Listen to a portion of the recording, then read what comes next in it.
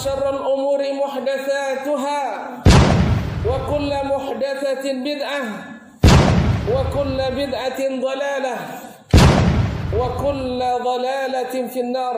Kurban semua kita pasti ingin, tetapi Allah SWT la yukallifullahu nafsan illa wus'aha. Tidak ada Allah mewajibkan sesuatu atau membebani sesuatu kecuali yang disanggupi.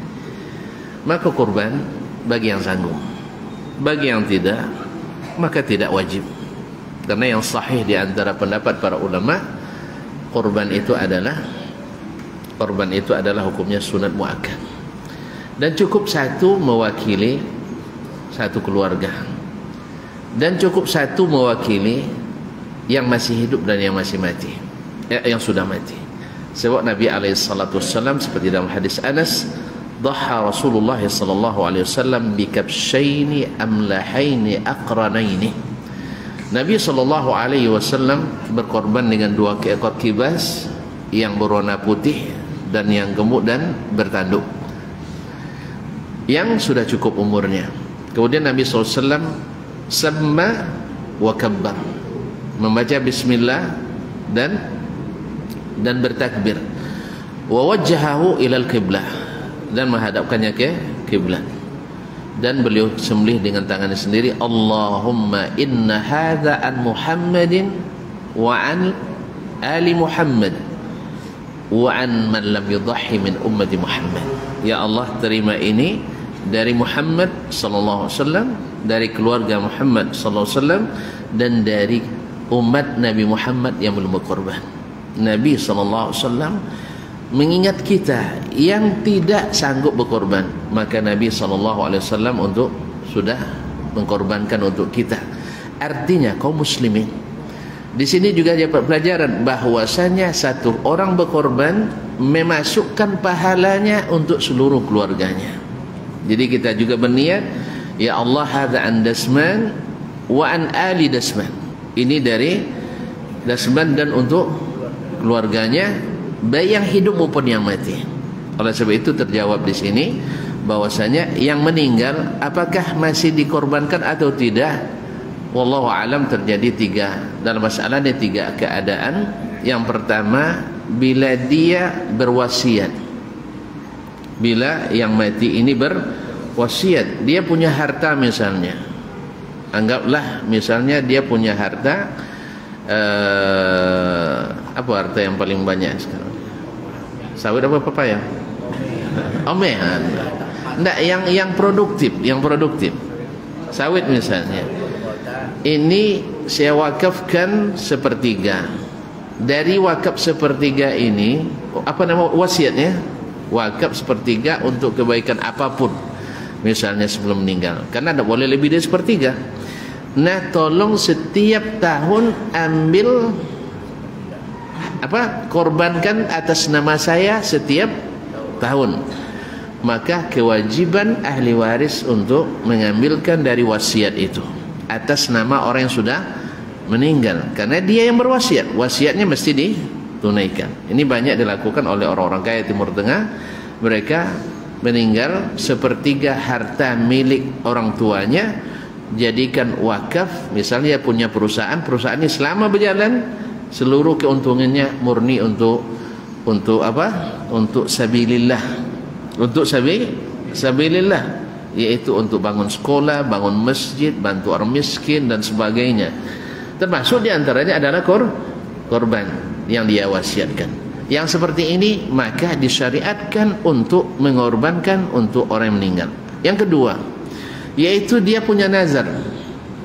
Sebelum meninggal dia bernazar, setelah meninggal atau ketika meninggal belum tertunaikan, maka keluarga mesti menunaikan nazarnya dari harta peninggalannya tadi.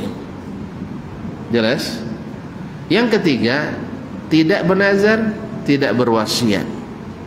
Apakah disyariatkan atau tidak? Terjadi khilaf di antara ulama. Ya, sebagian jumhur mengatakan tidak disyariatkan dengan namanya sendiri.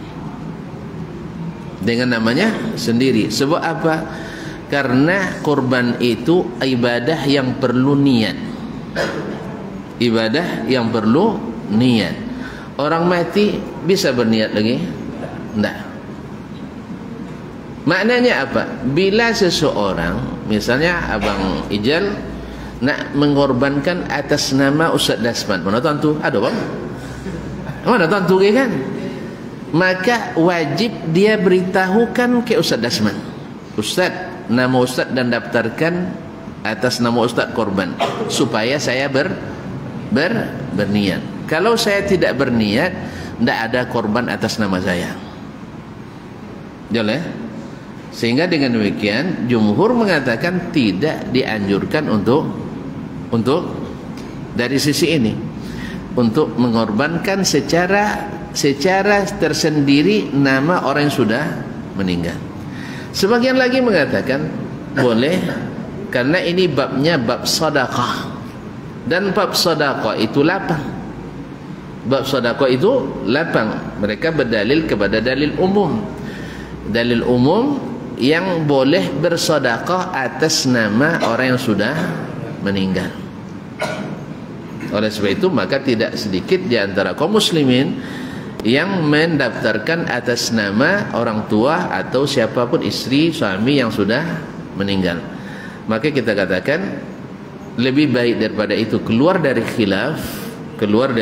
khilaf ulama, yaitu daftarkan atas nama yang masih hidup, dan setelah itu dia niatkan untuknya, untuk istrinya, untuk anaknya, untuk ayah dan maknya, dan Allah Maha Kuasa untuk memberi mereka penuh pahalanya. Seolah-olah korban itu untuk saya, kemudian seolah-olah korban itu hanya untuk istri saya, kemudian korban itu untuk mak saya, untuk datuk saya. Allah, bukankah Allah katakan, Nabi katakan, man fattara sa'iman, siapa yang memberi perbukaan untuk orang puasa dapat pahala? Orang itu lengkap, tidak mengurangi pahala orang itu. Nah, kalau kita korban atas nama yang hidup, lalu kita sertakan pahalanya untuk orang yang siapapun yang kita inginkan, mudah-mudahan juga sama. Seolah-olah saya berkorban seekor, dia berkorban seekor, dia berkorban seekor. Tinggal lagi kita memaksimalkan niat dan keikhlasan kita. Ini keluar dari khilaf tadi.